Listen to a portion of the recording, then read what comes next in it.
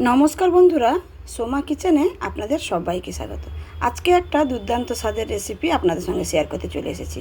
আর এই রেসিপিটা কিন্তু বাচ্চা থেকে বড় সবাই কিন্তু খুবই ভালোবাসে। বাচ্চারা তো এখনকার দিনের বাচ্চারা এইসব খাবারই খুবই পছন্দ করে। তাহলে আজকে আমি বানিয়ে দেখাচ্ছি চিলি চিকেন এবং জিরা রাইস, দুটো রেসিপি আপনাদের সঙ্গে শেয়ার করতে চলেছি। রেসিপিটা ভালো লাগলে অবশ্যই লাইক, শেয়ার, কমেন্ট এবং সাবস্ক্রাইব করে আমার পাশে থাকবেন। তবে চলুন বেশি কথা না বাড়িয়ে রেসিপিটা শুরু করে ফেলি। এরপরে দেখুন, আমি তো সবজিগুলো প্রথম থেকেই সব ছাড়িয়ে বাড়িয়ে ধুয়ে ফুয়ে রেখেছি। এখানে দেখুন পেঁয়াজ, টমেটো, ক্যাপসিকাম আর কাঁচা লঙ্কা নিয়েছি। আর মাংস তো আমি আগেই দেখিয়েছি, মাংসগুলো সুন্দরভাবে ছোট ছোট পিস করে কেটে রেখেছি। এবার আমি সবজিগুলোকে কেটে নেব। যে কোনো চাইনিজ রান্নাতে কিন্তু আগে থেকে যদি গুছিয়ে নেওয়া যায় তাহলে রান্নাটা করতে সুবিধা হয়। আমি এবার পেঁয়াজটা কেটে নিচ্ছি। দেখুন পেঁয়াজটা যেরকম ডুমো ডুমো করে কেটে নেব, তার কোয়াগুলো সুন্দরভাবে ছাড়িয়ে নেব। আর পেঁয়াজটা কাটা হয়ে গেল।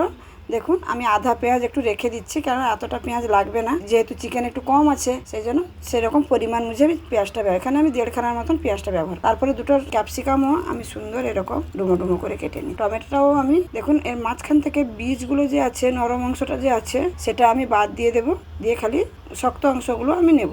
টমেটোগুলোকে চৌকো করে 4 টুকরো করে কেটে নিয়েছি। আর কাঁচা লঙ্কাও নিয়েছি। আর চিলি চিকেন মানে তো একটু ঝাল ঝাল খেতে ভালো লাগে, সেই জন্য কাঁচা লঙ্কা এখানে আমি কয়টা নিয়েছি, 6-7টার মতো, আর সেটাকেও টুকরো টুকরো করে কেটে নিচ্ছি।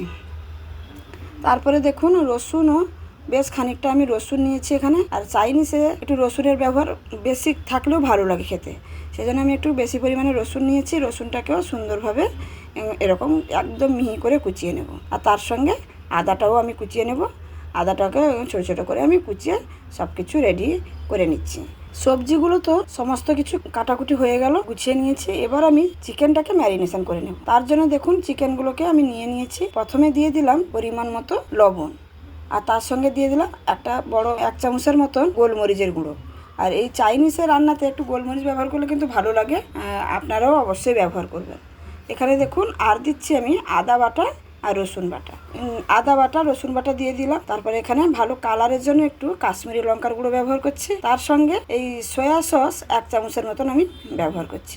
দিয়ে ভালো করে চিকেনটাকে একদম সুন্দরভাবে ম্যারিনেশন করে নিতে হবে। এই ম্যারিনেশনের কাছে কিন্তু চিকেনটার স্বাদ কিন্তু দ্বিগুণ হবে। এটা আপনাদের কাছে যদি সময় থাকে না, এটা আগে করে নিয়ে আধা ঘন্টা, যার কাছে যেরকম সময় থাকবে সেরকম রেখে দিলে কিন্তু আরও সুন্দর হয়। আমার কাছে এখানে সময় নেই, আমি সঙ্গে সঙ্গে কিন্তু মাখিয়ে সঙ্গে সঙ্গে রান্নাটা করব। তবুও আমি আধা ঘন্টার মতন রেখে দিয়েছিলাম। তারপরে দেখুন আবার ঢাকনাটা খুলে নিয়েছি। আমি এখানে ভিনিগার দিতে ভুলে গেছিলাম, তাই একটু ভিনিগার ব্যবহার করলাম সামান্য একটু। আর দিয়ে দিচ্ছি কর্নফ্লাওয়ার। কর্নফ্লাওয়ারটাও পরিমাণ মতন এখানে আমি প্রায় 4 চামচের মতন ব্যবহার করেছি। দিয়ে ভালো করে চিকেনের সঙ্গে কর্নফ্লাওয়ারটা লাগিয়ে নিচ্ছি। যতটা সুন্দরভাবে কোট হবে চিকেনটা ভাজা, কিন্তু ততটাই সুন্দর হবে। দেখতেই পাচ্ছেন কত সুন্দরভাবে আমি এটাকে মাখিয়ে নিয়েছি। এখানে আমার সমস্ত কিছু কিন্তু রান্নার জন্য রেডি করে নিলাম। এবার চিকেনগুলো ভেজে নেওয়ার জন্য আমি আগে থেকে এখানে কিন্তু মাংস যখন আমি মাখাচ্ছিলাম, আগে থেকে এখানে তেলটা আমি গরম করতে বসিয়ে দিয়েছিলাম কড়াইয়ের মধ্যে। আমি কর্নফ্লাওয়ারটা মাখানোর সঙ্গে সঙ্গে এখানে আমি চিকেনগুলোকে সুন্দর ভেজে নেব। একে একে করে আমি চিকেনগুলো তেলের মধ্যে দিয়ে দিচ্ছি। যতটা পরিমাণে ধরবে কিন্তু ততটাই আমি দেব, এর থেকে কিন্তু বেশি দেব না। দিয়ে দেখুন চিকেনটাকে উল্টে পাল্টে ভেজে নেব। এখানে দেখুন চিকেনগুলো কত সুন্দরভাবে কোট হয়েছে, এত সুন্দরভাবে কোট হয়েছে, কোথাও থেকে কিন্তু সেই মশলার কোটটা কিন্তু ছেড়ে যায়নি আমার। এখানে আমি উল্টে পাল্টে প্রায় 5 মিনিট ধরে আমি চিকেনটাকে ভেজে নিয়েছি। আর চিকেনটাকে কিন্তু বেশি ভাজলে না, সে আবার শক্ত হয়ে গেলে সেই চিলি চিকেনটা খেতে ভালো লাগে না। চিকেন এমনভাবে ভাজতে হবে যেন চিকেনের মধ্যে জুসি ভাবটা থাকে। আমি একটা তো ভাজা হয়ে গেল, আমি তুলে নিয়েছি। আবার সেকেন্ড টাইমও আমি সেম ভাবে আবার চিকেনগুলোকে ছেড়ে দিয়েছি। প্রথমে 1-2 মিনিট যেতে দেবো, একটু ভাজা হয়ে গেলেই আমি এটাকে উল্টে পাল্টে আবার ভেজে নেব। সেম পদ্ধতিতে চিকেনগুলোকে সুন্দরভাবে কিন্তু ভেজে নিতে হবে। এবার আমি চিলি চিকেনটা বানিয়ে নেব। ওই কড়াইয়ের মধ্যে যে তেলটা আছে না, আমি ওই তেলের মধ্যেই কিন্তু আর কিন্তু তেল ব্যবহার করবো না, ওই তেলের মধ্যেই আমি চিলি চিকেনটা বানাবো। দেখুন তেল তো অলরেডি গরমই আছে। প্রথমে দিয়ে দিলাম রসুন কুচি, তারপরে আদা কুচি আর কাঁচা লঙ্কা কুচি দিয়ে ভালো করে 3টাকে সুন্দর লাল লাল করে একটু ভেজে নিয়েছি। তারপরে কেটে রাখা সবজিগুলো, টমেটো, ক্যাপসিকাম আর পেঁয়াজটা আমি এখানে দিয়ে দিলাম। দেখেই বুঝতে পারছেন পেঁয়াজগুলো আমি এরকম বড় বড় করেই রেখেছি। আর বড় বড় করে রাখলে না মুখে লাগলে খেতেও ভালো লাগে, খাওয়ার সময় খুবই ভালো লাগে। আর এখানে কিন্তু আমি পেঁয়াজটাকে একদম নরম করে দেবো না, একটু শক্ত শক্ত করে রাখবো যাতে মুখে ক্রাঞ্চি ভাবটা আসে। সেরকমভাবেই কিন্তু আমি পেঁয়াজটাকে ভাজবো। তার জন্য দেখুন অনেক 2-4 বার নেড়ে নেওয়ার পরে আমি এখানে একটু লবণ ব্যবহার করেছি পরিমাণ মতো, যাতে পেঁয়াজটা একটু তাড়াতাড়ি নরম হয়ে যায়। এবার পেঁয়াজটা সুন্দরভাবে নরম হয়ে গেছে, যতটা আমি যেরকম চেয়েছিলাম সেরকমই পেঁয়াজটাকে রেখেছি। তারপরে দেখুন এখানে গোলমরিচের গুঁড়ো আবার 1 চামচ আমি ব্যবহার করলাম, আর 1.5 চামচের মতন একটু ভিনিগার ব্যবহার করলাম। এই ভিনিগারটা আপনারা যে যার পছন্দ মতন ব্যবহার করবেন, কারণ ভিনিগার তো টক হয়। টকটা অনেকে একটু বেশি খেতে ভালোবাসে, অনেকে একটু কম খেতে ভালোবাসে। আমাদের বাড়িতে আমরা যেরকম খেতে ভালোবাসি আমি সেই পরিমাণে এখানে আমি ভিনিগারটা ব্যবহার করেছি। আর ভিনিগারটা দেওয়ার পরে তারপরে আবার সয়া সস আমি ব্যবহার করছি। এখানে সয়া সসটাও পরিমাণ মতন বুঝে ব্যবহার করবেন। আমি এখানে প্রায় 2 চামচের মতন সয়া সস ব্যবহার করেছি। তারপরে দেখুন এখানে গ্রিন চিলি সস আমি এখানে 1.5 চামচের মতন ব্যবহার করলাম। তারপরে রেড চিলি সস আমি এখানে 2 চামচের মতন ব্যবহার করব। রেড চিলি সসটা একটু বেশি পরিমাণ দিলে চিলি চিকেনে কিন্তু স্বাদটা ভালো হয়। আর এখানে ভালো কালারের জন্য দেখুন একটু কাশ্মীরি লঙ্কার গুঁড়ো দিচ্ছি। এই কাশ্মীরি লঙ্কার গুঁড়ো দিয়ে দিয়েছি, আর সামান্য একটু ঝাল লঙ্কার গুঁড়ো আমি ব্যবহার করেছি। আর পরিমাণ মতন এখানে আমি চিনি ব্যবহার করেছি। চিনিটা অবশ্যই করে ব্যবহার করবেন, কারণ চিলি চিকেনে একটু চিনি ব্যবহার করলে টক ঝাল মিষ্টি যে ফ্লেভারটা আসে না, সেটাতেই কিন্তু খুবই ভালো লাগে। তারপরে দেখুন আমি এখানে টমেটো সসও ব্যবহার করছি। চামচ মাপে দিয়েছিলাম, কিন্তু চামচটা ওর থেকে বের করতে পারছি না, সেই জন্য আমি ডাইরেক্ট বোতল থেকেই দিয়ে দিচ্ছি। এতে আপনারা কিছু মনে করবেন না। এখানে প্রায় আমি বড় চামচের 1 টেবিল স্পুনের মতন আমি এখানে টমেটো সস ব্যবহার করেছি।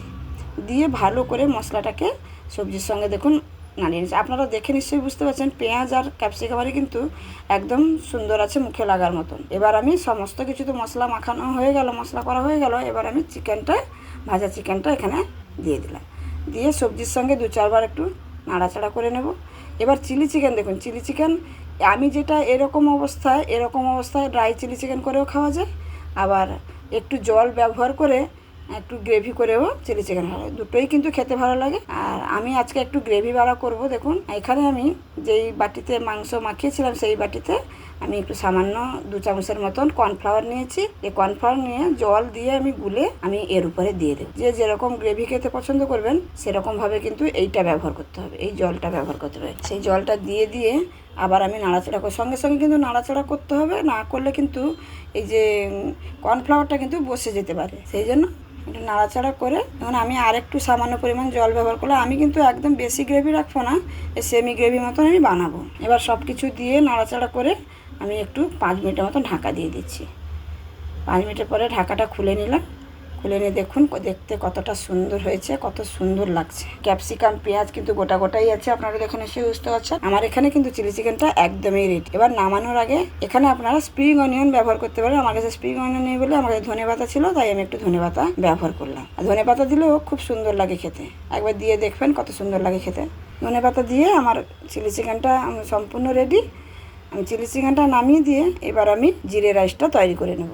আমি জিরে রাইসটা বানিয়ে নেওয়ার জন্য চিলি চিকেনের কড়াইটা নামিয়ে রেখে আরেকটা কড়াই বসিয়ে নিয়েছি। দিয়ে ওর মধ্যে আমি ঘি ব্যবহার করেছি। আপনারা চাইলে এমনি সাদা তেলেও জিরে রাইসটা বানাতে পারেন। ঘিটা অলরেডি গরম হয়ে গেছে। গরম হয়ে যাওয়ার পরে আমি ওখানে বেশ খানিকটা জিরে ফোড়ন দিয়েছি। আর জিরে রাইসে জিরের ফোড়নটা একটু পরিমাণ মতন দিতে হয়, কম দিলে কিন্তু খেতে ভালো লাগে না। সেরকম পরিমাণ মতন, বেশিও আবার খুব ভালো লাগবে না। দেখুন জিরেটা সুন্দরভাবে হয়ে গেছে, ভাজা হয়ে গেছে। এবার তারপরে আমি ভাতটা দিয়ে দিলাম। ভাত দিয়ে পরিমাণ মতন আমি এখানে যে লবণ যতটুকু লাগবে পরিমাণ মতন একটু লবণ দিয়ে দিয়েছি। আপনারা চাইলে এখানে একটু মিষ্টিও ব্যবহার করতে পারেন, কিন্তু আমি এখানে কোনো মিষ্টি ব্যবহার করছি না। আমি এমনি নর্মালভাবে জিরা রাইসটা বানিয়ে নিচ্ছি। দেখুন কত সুন্দর লাগছে দেখতে। আর এই জিরা রাইসের সাথে চিলি চিকেনের কম্বিনেশনটা সত্যি অসাধারণ খেতে লাগে, অসাধারণ। একবার অন্তত আমার মতন করে এরকম বানিয়ে দেখবেন, এতটা সুন্দর লাগে। সবসময় যে কোনো অনুষ্ঠানে বানাতে হবে কিন্তু এমনি নর্মালও বানিয়ে আপনারা এনজয় করতে পারেন। তাহলে বন্ধুরা দেখতেই পেলেন আমি কত কম সময়ের মধ্যে এই জিরা রাইস আর চিলি চিকেন এই দুটোর কম্বিনেশন যে কি আপনাদের বলে বোঝাতে পারবো না। আপনারা না বানিয়ে খেলে কিন্তু বুঝতে পারবেন না। আর আমি জানি এই রেসিপিগুলো সবার কাছে কিন্তু খুবই প্রিয়। অবশ্যই করে এরকমভাবে বানাবেন, দেখবেন কত সুন্দর লাগে। তাহলে আমার এই ভিডিও যদি আপনাদের ভালো লেগে থাকে তাহলে অবশ্যই লাইক, শেয়ার, কমেন্ট এবং সাবস্ক্রাইব করে আমার পাশে থাকবেন। আর যে সকল বন্ধুরা অলরেডি সাবস্ক্রাইব করে আমার পাশে আছেন তাদেরকে অসংখ্য ধন্যবাদ। আর যারা এখনও সাবস্ক্রাইব করেননি প্লিজ বন্ধুরা সাবস্ক্রাইব করে আমার পাশে থাকবেন। আর যখন আমি কোনো নতুন রেসিপি আপলোড করব আপনাদের কাছে কিন্তু সঙ্গে সঙ্গে পৌঁছে যাবে। তাহলে আজকে এখানেই শেষ করছি। আবার দেখা হবে অন্য কোনো দিন অন্য কোনো রেসিপির সঙ্গে। সবাই ভালো থাকবেন, সুস্থ থাকবেন, সাবধানে থাকবেন। ধন্যবাদ।